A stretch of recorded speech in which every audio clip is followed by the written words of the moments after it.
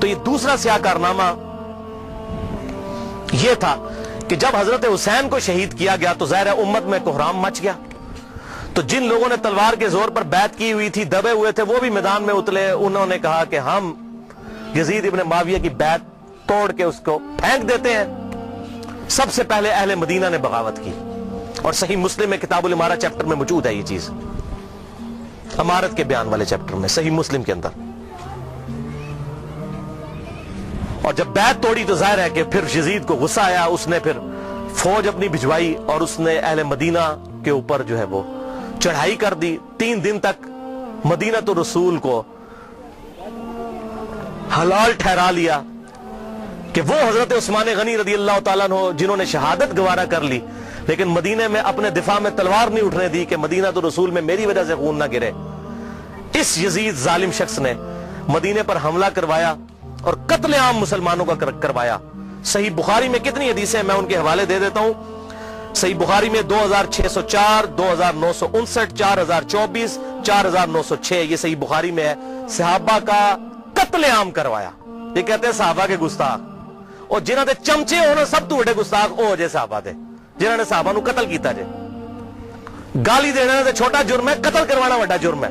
اور گالی بھی میں نے بتا دیا انہوں نے شروع کروائی ہوئی ہے. یہ ساری بدعتیں بنو امیہ کی شروع کی ہوئی ہیں، ممبروں پر حضرت علی پر لعنت کرنا اور صحابہ کو قتل کرنا. اور صحیح مسلم میں 3339، 3319، 3323 سے لے کر 3333 تک یہ 15-20 احادیث ہیں جن کا لب لباب یہ ہے کہ آپ صلی اللہ علیہ وسلم نے ارشاد فرمایا جس نے اہل مدینہ کو ڈرایا، اہل مدینہ کو دھمکایا یا مدینہ میں بدعت کو جاری کیا، مدینے والوں پر ظلم کیا، اس پر اللہ کی لعنت، اللہ کے فرشتوں کی لعنت اور تمام لعنت کرنے والوں کی لعنت. کہتے ہیں یزید پر لعنت نہ کریں. ہم کسی کلمہ گو اہل قبلہ کے اوپر لعنت کے قائل نہیں ہیں. آپ صلی اللہ علیہ وسلم نے ہمیں منع کیا ہے، لیکن اس کا یہ مطلب نہیں کہ وہ لعنت کا اہل نہیں ہے. لعنت خود بخود ہو جائے گی. قرآن میں آیا لعنت اللہ علی الکاذبین، جھوٹوں پر اللہ کی لعنت. آپ میرے سامنے واضح جھوٹ بولیں، میں آپ کو لعنتی پھر بھی نہیں کہہ سکتا، حالانکہ آپ لعنت کے مستحق ہو رہے ہوں گے. جھوٹ بول کے خود بخود مستحق ہوں گے لعنت کے. اسی طریقے سے سورہ محمد کی آیت نمبر 22 اور 23 میں آتا ہے جو لوگ فساد فی الارض کرتے ہیں، زمین میں قتل نہ حق کرتے ہیں، ان پر اللہ تعالیٰ کی لعنت ہوتی ہے. تو قرآن میں لعنت آئی ہے ظالموں کے اوپر، تو ہمیں تو بھیجنے کی ضرورت ہی نہیں. خود بخود جسے فٹ اسے گفٹ، جو ایسا کام کرے گا وہ خود لعنت کا مستحق ہو جائے گا. ہم کیوں لعنت بھیجیں، وہ خود بخود لعنت کے مستحق ہو گیا. والعیاذ باللہ تعالی. اور اسی واقعہ، اس کو واقعہ حرہ کہتے ہیں، جس میں اہل مدینہ کو لوٹا گیا. اور یہاں تک کہ حافظ ابن کثیر جو آخری درجے تک اہل شام کا دفاع کرتے ہیں، لیکن یہاں پر وہ بھی تڑپ اٹھے اور انہوں نے کہا کہ یہ یزید نے جو ظلم ڈھایا، 1000 صحابیات اور تابعیات بغیر شادی کے حاملہ ٹھہری، زنا کیا یزید کی فوجوں نے. 3 دن تک مسجد نبوی میں گھوڑے باندھے وہاں پر پیشاب کرتے رہے اور مسجد نبوی میں نماز نہیں ہوئی. اور حتیٰ کہ پھر حافظ ابن کثیر تڑپ اٹھے جب مختار سخوی نے 22,000 قاتلین حسین کو ایک ایک لسٹ بنا کر قتل کیا، تو ابن کثیر کہتے ہیں کہ اس نے مسلمانوں کے دل ٹھنڈے کر دیے. ایک تو توابون کھڑے ہوئے 4000 کے قریب، لیکن وہ عبید اللہ ابن زیاد کا مقابلہ نہیں کر سکے. بعد میں مختار سخوی نے جس طریقے سے ان کو قتل کیا جو حضرت حسین کے خلاف کھڑے ہوئے تھے. اور آپ دیکھیں اس کا سرغنہ کون تھا؟ عمر ابن سعد ابن ابی وقاص، جنتی صحابی کا بیٹا. حضرت نوح علیہ السلام پیغمبر سے بیٹا کیا نکلا؟ کافر. کہتے نہیں صحابہ کی اولاد، او بھئی نبی کی اولاد سے بڑھ کر کون ہو سکتا ہے؟ حضرت نوح کا بیٹا کافر. تو اس کی وجہ سے حضرت نوح کو تو کوئی لعن طعن نہیں کر سکتا. اسی طریقے سے عمر ابن سعد جیسے سعد ابن ابی وقاص جنتی صحابی ہیں. ایک مجلس میں جن 10 صحابہ کو بشارت ملی ان میں یہ بھی شامل ہے، اور آخری وقت تک یہ حق کی آواز بلند کرتے رہے الحمدللہ. اب سعد ابن ابی وقاص میں صرف بیان کروں کس طرح وہ حضرت علی کے فضائل امیر معاویہ کے دور میں بیان کرتے تھے اور ڈنکے کی چوٹ پہ کرتے تھے، اور جو لوگ حضرت علی پر لعنت کرتے تھے ان کے وہ خلاف کھڑے ہوتے تھے. یہ پورا ایک ٹاپک ہے بخاری اور مسلم کے اندر، جو کبھی ٹائم ملا تو میں انشاءاللہ بیان کروں گا. لیکن بیٹا آگے دیکھیں کیا نکلا.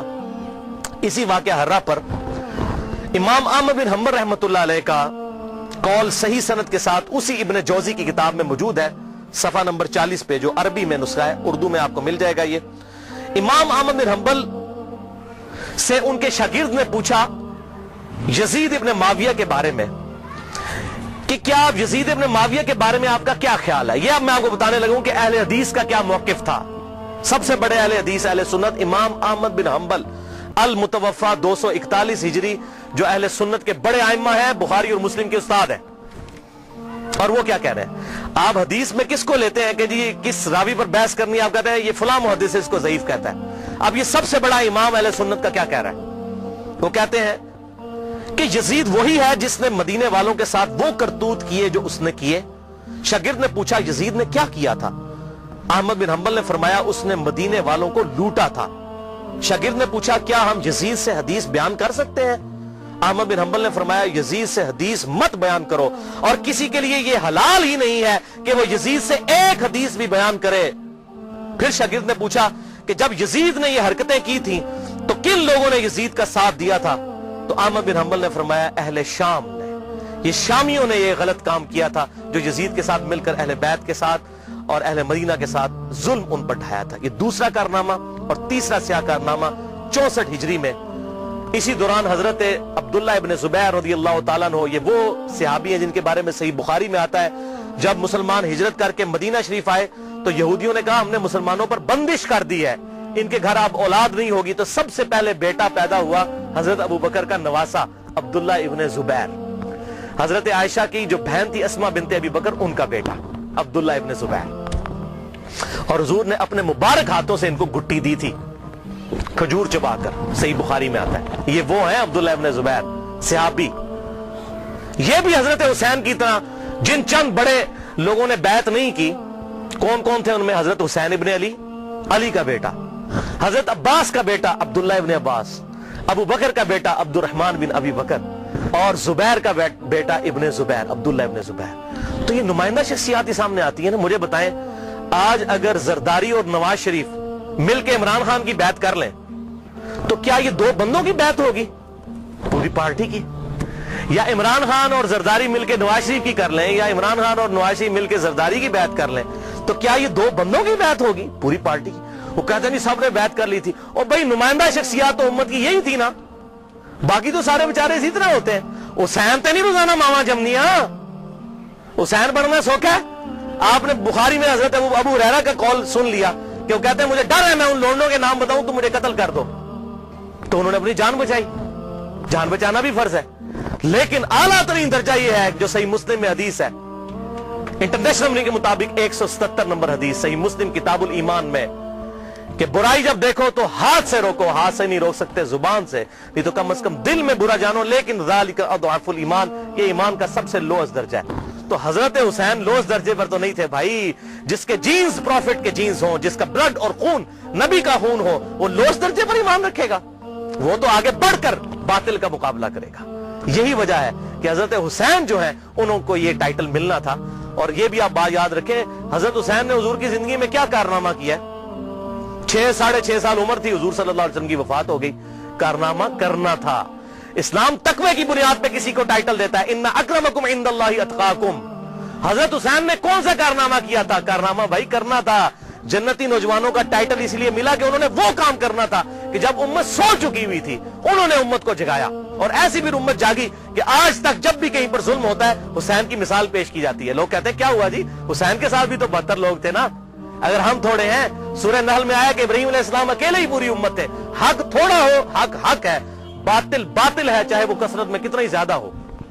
ٹھیک ہے، تو یہ بات آپ سمجھیے اس حوالے سے. تو عبداللہ ابن زبیر نے بھی بغاوت کی. انہوں نے حجاز، مکہ، مدینہ اور پورے ایریے پر انہوں نے اپنی خلافت قائم کر لی، اور یزید صرف شام تک رہ گیا. تو پھر یزید نے عبداللہ ابن زبیر رضی اللہ تعالیٰ عنہ کو قتل کرنے کے لیے اور ان کی حکومت کو ختم کرنے کے لیے جو خلافت تھی، اپنے گورنروں کو بھیجا، سپہ سالاروں کو بھیجا. 64 ہجری کا یہ واقعہ ہے. اور یہ صحیح مسلم میں انٹرنیشنل نمبر کے مطابق 3245 صحیح مسلم 3245 نمبر حدیث ہے کہ ابن زبیر پر جب حملہ کیا اس دوران خانہ کعبہ کو منجنیق سے پتھراؤ کیا گیا، غلاف کعبہ بھی جل گیا. 3245 صحیح مسلم. یہ کرتوت ہے. کہتے ہیں جی وہ تو یہ تھے جنتی تھے. وہ بھی میں بول کھولنا کہڑے پاس جنتی سی ہو. صحیح مسلم 3245 خانہ کعبہ کو جلا دیا. لیکن پھر اس دوران پہلے واقعہ کربلا، اس کے بعد واقعہ ہرا ہوا، اور پھر ابن زبیر پہ جب حملہ کیا اسی دوران یزید مر گیا 64 ہجری کے اندر. جب مرا تو پھر ابن زبیر نے اسی جنگ کے دوران وہ مر گیا. ابن زبیر نے کہا کہ جاؤ اپنے شیطان کی خبر لو, وہ مر گیا. تو پھر اس کی فوج تتر بتر ہو گئی. پھر 9 سال تک خلیفہ رہے اس پورے ایریے کے اوپر عبداللہ ابن زبیر. پھر جب عبد الملک بن مروان کے مرنے کے بعد بنا, اس نے پھر حجاج ابن یوسف کو بھیجا. پھر دوبارہ خانہ کعبہ پر حملہ ہوا, اور وہ بھی صحیح مسلم 6496 نمبر حدیث میں موجود ہے. پھر ابن زبیر کو حجاج ابن یوسف نے, جو اسی بنو امیہ کی باقیات تھی, اس نے قتل کر کے خانہ کعبے کے دروازے پہ ان کی لاش, صحابی رسول کی لاش لٹکائی 1 ہفتے تک کے لیے. صحیح مسلم 6496. ابن زبیر کو 74 ہجری کے اندر شہید کر دیا گیا. یہ بھی انہی کا کارنامہ تھا.